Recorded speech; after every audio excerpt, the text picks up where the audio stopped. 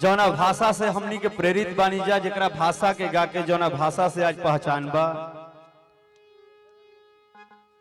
यह भाषा के सिरमौर, यह भाषा के मान सम्मान और यह भाषा के ऊंचाई में अगर पहुंचावे में केहू के सबसे बड़ा योगदान है तो हम ना पूरा हिंदुस्तान जाने लगी गायत्री ठाकुर के ही देना। तो चाहब कि वहां खातिर एगो ताली आप सब जरूर बजाई। और आज हमार सौभाग्य बा, शायद यहाँ के तब से गाओ तनी जब से हमार जन्म ना भइल हुई, और आज हमहू एगो छोटा मोटा गवैया होके तनी मुनी गा बजा के एक छोटा मोटा इंसान के तहत ही इतना बड़ जे पूरा सम्मान दिल भोजपुरी के वहां के पुण्य तिथि में आयल बनी। हमार सौभाग्य बा आज हमरा संगीत के पहला पायदान हमरा मिलल कि हम गायत्री ठाकुर जी के पुण्य तिथि में आ गए। भले वहां के नइखी, लेकिन वहां के सम्मान, वहां के संगीत आजो जिंदा बा,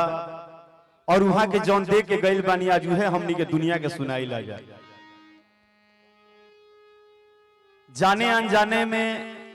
अगर कोनो हमरा से त्रुटि हो जाई तो आप सब सहित एजा पूरा गायत्री ठाकुर परिवार से हमारा नम्र निवेदन बा कि आप सब जरूर क्षमा कर दे। आज यही भोजपुरी के आशीर्वाद है कि आज हमने के मुंबई होखी जा चाहे बिहार होखी जा, कुछ गावत बजावत बनी जा हर जगह, और आज अच्छा लागेला। एगो छोटा सा हमार बंधन रही यहाँ खातिर कि भाषा भोजपुरी हो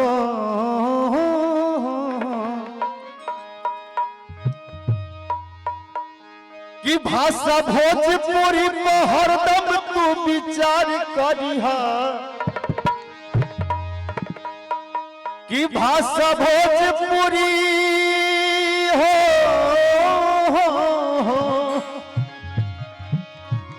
कि भाषा भोजपुरी पर हरदम तू विचार करिहा, कि गायत्री ठाकुर के तो दुनिया में जय जयकार, ठाकुर के तो दुनिया में जय जयकार करिहा। भाषा भोजपुरी पर हरदम तू विचार करिहा, भाषा भोजपुरी पर हरदम तू विचार करिहा,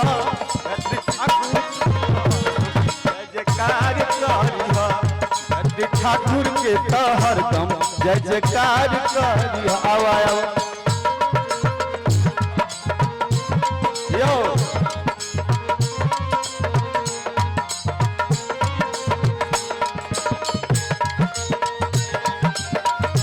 क्या बात, आज मन जुड़ा गई है, कहाँ मिलेला।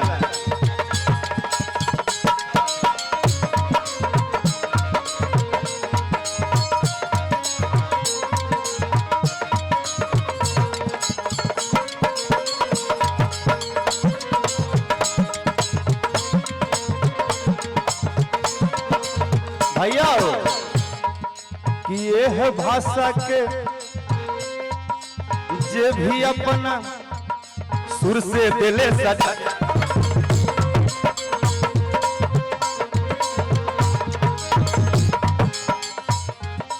ये है भाषा के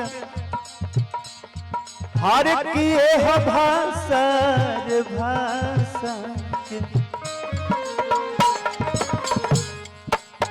आज ये है भाषा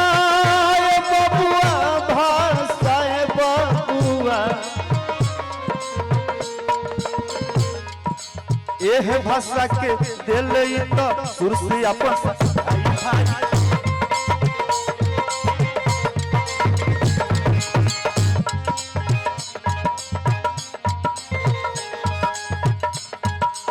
आज हम कुछ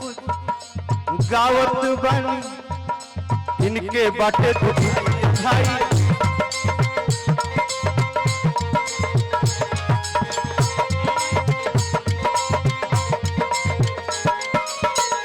कि जहाँ जई हो वही जे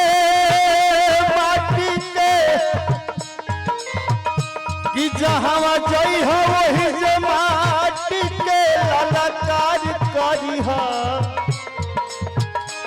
जहाँ जई हो वही जे माटी के ललकार करी हा जहाँ जई हो वही जे माटी के ललकार करी हा गद्दी ठाकुर के तो हरदम जय जयकार करी हा गद्दी ठाकुर के तो हरदम जय जयकार करी हा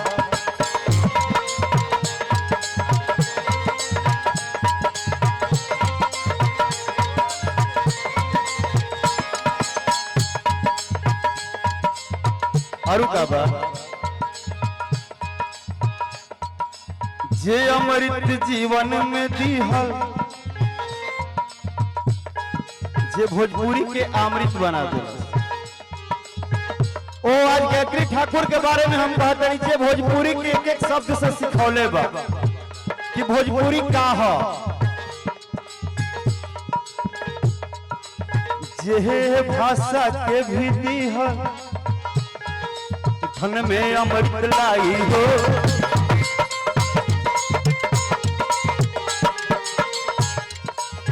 जेकर चर्चा हरदम भैया इस जग में गवाई हो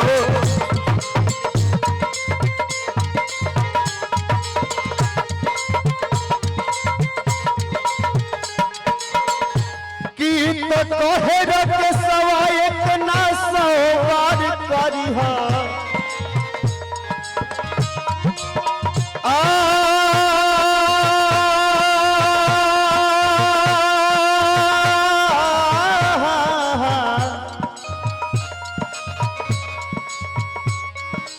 कहे रख सवाई ना सौ बार करी हा तो कहे रख सवाई ना सौ बार करी हा गायत्री ठाकुर के तो हरदम जय जयकार करी हा गायत्री ठाकुर के तो हरदम जय जयकार करी हा भाषा भोजपुरी के हरदम तू प्यार करी हा भाषा भोजपुरी के हरदम तू प्यार करी हा गायत्री ठाकुर के तो हरदम जय जयकार करी हा गायत्री ठाकुर के तो हरदम गायत्री ठाकुर के तो हरदम जय जयकार करी हा गायत्री ठाकुर के तो हरदम जय जयकार करी हा। चली हम सौभाग्यशाली बानी और आज भी हम बहुत छोटा हैं अभी तक हमारा यह बुझाइल बा कि हम जीरो पे बानी ना हम कोनो हीरो बानी ना कोनो बड़े स्टार बानी ना कोनो महंगा बानी और ना सस्ता बानी कोनो खरीदे बिके वाला सामान ना है अतना बाकी यहाँ के आशीर्वाद बा यहाँ की जिंदगी दिले बानी भाषा भोजपुरी के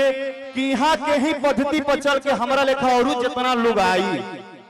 सभी यहाँ सब जो राह बना दिले बनी हमेशा 2 रुपया कमाई 2 रोटी खाई ये भाषा भोजपुरी के जय जयकार बा यहाँ के नमन करतनी आप सबके प्रणाम बा और सबके गोड़ लागत जय हो भोजपुरी।